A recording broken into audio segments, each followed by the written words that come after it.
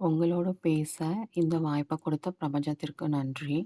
இன்னைக்கு நம்ம இந்த வீடியோல என்ன பார்க்க போறோம்னா, பிரபஞ்சத்துக்கிட்ட எப்படி கேட்டா கண்டிப்பா நடக்கும் அப்படிங்கிறது தான்.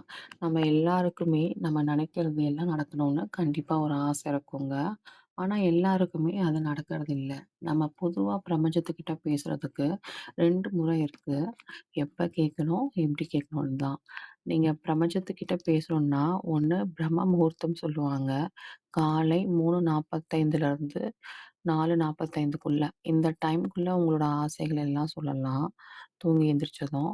அப்படி இல்லன்னா, இரவு நீங்க தூங்குறதுக்கு முன்னாடி ஒரு 5 நிமிடம் கண்களை மூடி அமைதியா உங்களோட கோரிக்கைய இந்த பிரபஞ்சத்துக்கிட்ட வைக்கலாம். நீங்க கேட்கறது எல்லாமே பாசிட்டிவா இருக்கணுங்க. இப்போ உங்களுக்கு ஒரு விஷயம் வேணும்னா, அது ஆல்ரெடி நடந்த மாரி கேட்கணும். எக்ஸாம்பிள் இப்போ உங்களுக்கு ஃபினான்ஷியலா பண பிரச்சனை ஏதாவது இருக்குன்னா பணம் சார்ந்த பிரச்சனைகளுக்கு ஃபினான்ஷியல் நீட் ஏதாவது இருந்துச்சுன்னா, இப்படி கேட்கலாங்க. ஆ "என்னுடைய வருமானம் பெருகிக் கொண்டே இருக்கிறது. பிரபஞ்சத்திற்கு நன்றி."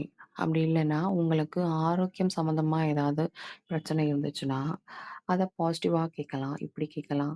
"என்னுடைய உடம்பில் உள்ள அனைத்து செல்களும் தன்னைத் தானே குணப்படுத்திக் கொள்ளும் தன்மை உடையது. நான் ஆரோக்கியமாக இருக்கிறேன். இந்த பிரபஞ்சத்திற்கு நன்றி." அப்படின்னு கேட்கலாம். நம்ம பேசுற வார்த்தைகளுக்கும், இந்த பிரபஞ்சத்திற்கும் நெறைய தொடர்பு இருக்குங்க. அதுக்காக தான் பெரியவங்க நல்லதையே பேசணும், நல்லதையே யோசிக்கணும்னு சொல்லியிருக்காங்க. இப்படி நீங்க இந்த குறிப்பிட்ட நேரத்தில கேட்கும்போது, உங்களோட அந்த கோரிக்கைகள் கண்டிப்பா இந்த பிரபஞ்சத்துக்கிட்ட போய் சேருங்க. க மார்னிங் வந்து நீங்க இந்த பிரம்ம முகூர்த்தத்தில பண்ணுங்க. செய்றதுனால நன்றி. கண்டிப்பா அதுக்கு ஒரு நல்ல பலன் இருக்கும். ஸோ இந்த மாரி